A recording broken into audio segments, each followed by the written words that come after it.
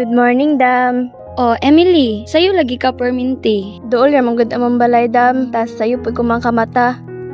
Ay di ay, maayo.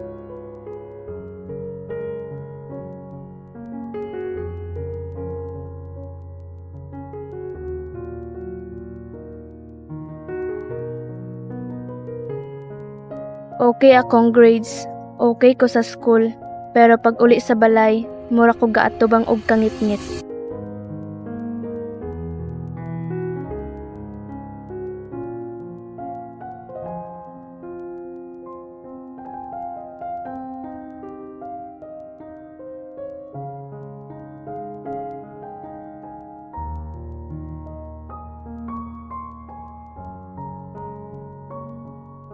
Excuse me, Dam. Gipatawag daw ko nimo. Ngano di ay? Emily, sa akong nabantayan ba? Sayo kayo ka permi sa school. Tas pag-abot diri hilumon kayo ka. Tas di ka ga-socialize. Naa kay mga problema? Wala man, Dam. Naa ko'y nabantayan sa imong bukton. Patanawa daw ko. Pero, Dam, Patanawa ko. Naunsa man ni Emily? wala man ni Dam. Tug-ani ko, Emily. Akong papa manggid, Dam. Kadapatan ko. Kung mag-aburido yung ulo, ako day ng pahimuslan. Ipahani sa school imong papa, Emily. Ayaw lang, Dam. Kay mahadlok ko nadapatan na sad ko. Ayaw kahadlok. Di man na maayo na pasakitan ka.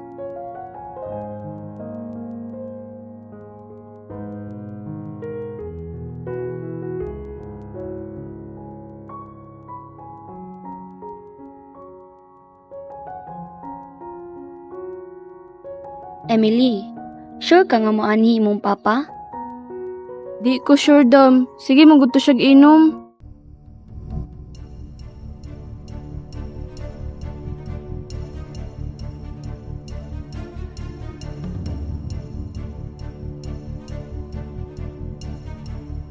May ngapon ma'am, say tuyo. Ingkod lang sa sir. Kamusta si Emily sa inyong balay, sir? Ay, wala man nun ko'y problema sa iya ma'am. Ay di ay, sir. Naalang ko'y concern, sir ba? Dagan lagi kayog lagom si Emily.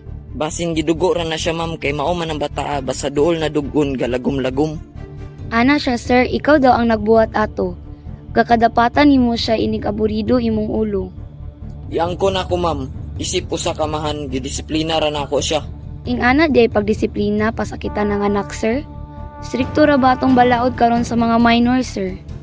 Ayaw pagbuot kung saan ako pagdisiplina nga akong anak ug ayaw ko kuha og katungod amo disiplina sa iya. Di man amahan ko, maestra ra ka. Di na maayo ang pag-ubuso nimo, sir.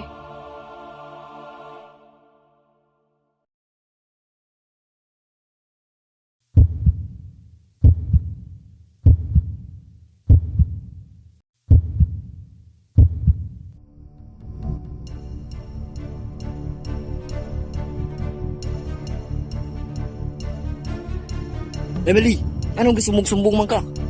Pay, wala man ko nagsumbong. Nakita naman ni Madam ako mga lagaw.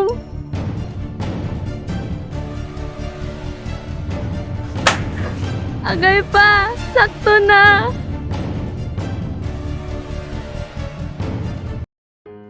Bright ka, Emily. Tas kita ko nga ning kamot ka sa pagskwela. Taas imong maabot puhon.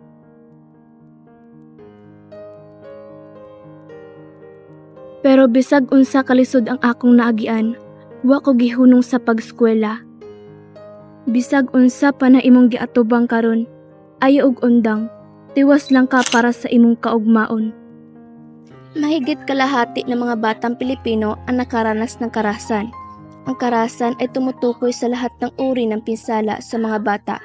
Kabilang dito ang pisikal, psikolohikal, sexual at kapabayaan.